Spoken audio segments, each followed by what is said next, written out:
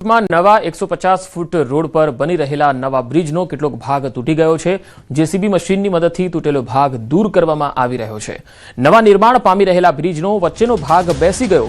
કોરાટ ચોક પાસે પાયો એક તરફ નમી ગયો છે, ત્યારે હવે આ મામલે કાર્યવાહી કરવામાં આવી રહી છે। નવા બ્રિજનો કેટલોક ભાગ તૂટ્યો છે। જેસીબી મશીનની મદદથી તૂટેલો ભાગ જે છે એ દૂર કરવામાં આવી રહ્યો છે। નવા નિર્માણ પામી રહેલા બ્રિજનો વચ્ચેનો ભાગ બેસી ગયો। તમે વિચાર કરો, રાજકોટમાં ચાલી શું રહ્યું છે। નવા બ્રિજનો જો એક ભાગ તૂટી જાય છે, બેસી જાય છે, અને હજુ તો આનો ઉપયોગ પણ હજુ એટલો થયો નથી, અને એ પહેલા આ સ્થિતિ છે। જો આખો આ બ્રિજ જે છે એ ઉપયોગમાં લેવાય તો ક્યારે શું થઈ શકે છે।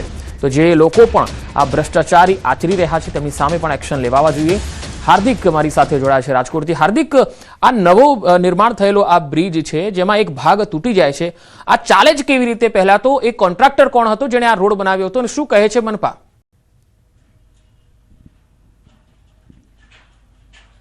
ચોક્કસથી પંકજ, સૌથી મોટો સવાલ એ છે કે રાજકોટ શહેરના નવા 150 ફૂટ પર રોડ જે છે એ બને છે, અને ત્યાં જ આ બ્રિજ છે તે ધરાશયી થઈ જાય છે। વચ્ચેનો સ્લેબ છે તે ધરાશયી થઈ ગયો છે, ક્યાંક એક સાઈડનો પાયો છે તે નમી ગયો છે, અને અત્યારે જે છે આ ભાગ તેમને દૂર કરવાની કામગીરી પણ હાથ ધરવામાં આવી રહી છે। ત્યારે સવાલ અહીંયા સૌથી મોટો એ છે કે બ્રિજનું જે લોકાર્પણ થાય, બ્રિજ લોકોના ઉપયોગમાં આવે તે પહેલાં જ જો તેમની આવી હાલત થતી હોય તો આ બ્રિજ જે છે આની અંદર શું ભ્રષ્ટાચાર થયો હોય તેવી પણ આશંકાઓ વ્યક્ત કરવામાં આવી રહી છે। અત્યારે જે રીતના આ બ્રિજનો ભાગ જોઈ શકો છો, આ નવો બની રહેલા બ્રિજના હાલ છે। આ બ્રિજ જો બની ગયો હોત અને કદાચ થોડો સમય કાઢી પણ ગયો હોત તો પણ કેટલું લોકોના માટે જોખમ સર્જાત તે પણ જોવાનો સૌથી મોટો સવાલ છે। રાજકોટ શહેરના ટીલાળા ચોક નજીક જે છે આ બ્રિજ નવનિર્માણ પામી રહ્યો છે, અને અહીંયા જે છે એ કામકાજ પણ ચાલી રહ્યું છે, પરંતુ ક્યાંક જે ખામી સામે આવી રહી છે, બેદરકારી પણ સામે આવી રહી છે। પાયો છે તે ક્યાંક એક તરફ નમી ગયો હોવાનું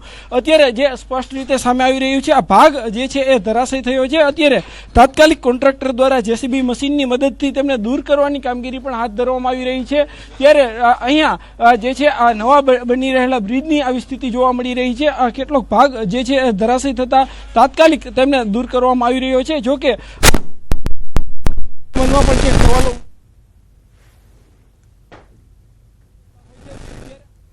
જી બિલકુલ હાર્દિક, હું આપની પાસે આવીશ, આપ મારી સાથે જોડાયેલા રહેશો। લોકોને અહીંયા ખાસ જણાવી દઈએ કે આ સ્થિતિ છે નવા બ્રિજની। રાજકોટવાસીઓ માટે આ એક્સક્લુઝિવ તસવીરો અમે લઈને આવ્યા છીએ, કારણ કે આ બ્રિજ તમે જોઈ લેજો, તમારા માટે હજુ તો શરૂ થવાનો હતો એ પહેલા જ સમાપ્ત થઈ ગયો છે આ બ્રિજ, અને એનો એવો ભાગ તૂટી ગયો છે કે મનપાના એક પણ અધિકારી અહીંયા ફરક્યા નથી, અને પેલા રિબીનો કાપવા માટે નેતાઓ ક્યાંયથી નીકળી જાય છે એ પણ અહીંયા દેખાતા નથી।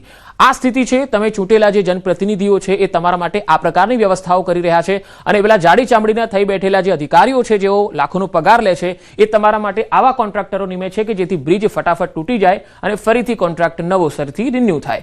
આ સ્થિતિ રાજકોટમાં છે। રાજકોટમાં જ નહીં પણ અનેક શહેરોમાં આપણે જોઈ રહ્યા છીએ કે બ્રિજ અચાનક તૂટે છે, નવા બ્રિજો તૂટી જાય છે, હજુ તો ઉપયોગમાં લેવાય પહેલા જ તૂટી જાય છે। આ ભ્રષ્ટાચારની ચાડી ખાય છે।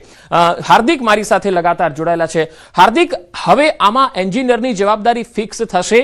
આમાં જે પણ કોન્ટ્રાક્ટર છે એની જવાબદારી ફિક્સ થશે, અને જે પણ વ્યક્તિ મનપાની અંદર આના માટે જવાબદાર છે શું એની જવાબદારી ફિક્સ થશે, કે પછી માત્ર મામલો રફે દફે કરીને આવું તો ચાલ્યા કરે એમ કરીને પૂરું થઈ જશે?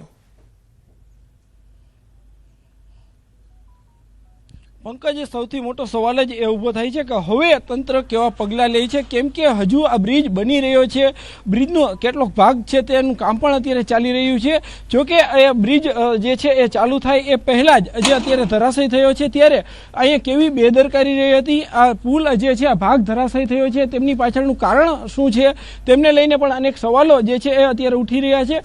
ખાસ કરીને જે રીતના રાજકોટ શહેરનો જે નવો 150 ફૂટ રોડ પર જે બ્રિજનું કામ ચાલી રહ્યું છે ત્યાં જે છે આ સ્થિતિ સામે આવી રહી છે। હું આપણને આગળના દ્રશ્યો પણ બતાવવા માંગીશ કે આ જે સળિયા છે જે અત્યારે તાત્કાલિક તોડવામાં આવ્યા છે અને ભાગને દૂર કરવામાં આવી રહ્યો છે, પરંતુ અહીંયા જે છે એ ઘોર બેદરકારી સામે આવી રહી છે। ત્યારે તંત્ર છે તે આ નવા બની રહેલા બ્રિજને લઈને શું કામગીરી કરશે, શું કાર્યવાહી કરશે, તે પણ એક સૌથી મોટો સવાલ છે તે જોવા મળી રહ્યો છે। બીજી તરફ જે છે થોડી વાર પહેલા સુધી અહીંયા કોન્ટ્રાક્ટર પણ હતા, પરંતુ જ્યારે ન્યૂઝ 18ની ટીમને જોઈ ત્યારે અહીંયા કોન્ટ્રાક્ટર છે તે પણ ક્યાંક આ જગ્યાથી નાસી છૂટ્યા છે, ક્યાંક જવાબ દેવામાંથી પણ નાસી છૂટ્યા છે। ત્યારે અહીંયા બેદરકારી કોની છે, શું બેદરકારી છે તે પણ ક્યાંક સૌથી મોટો સવાલ છે તે ઉઠી રહ્યો છે। જી પંકજ। જી બિલકુલ, ખાસ અહીંયા હાર્દિક સ્થાનિક લોકો આ બાબતમાં શું કહી રહ્યા છે અને આ બાબતમાં કોઈ ટેલિફોનિક વાતચીત થઈ શકી છે અધિકારી સાથે કે કેમ આ બ્રિજનો ભાગ તૂટ્યો છે, કોણ હતા કોન્ટ્રાક્ટર?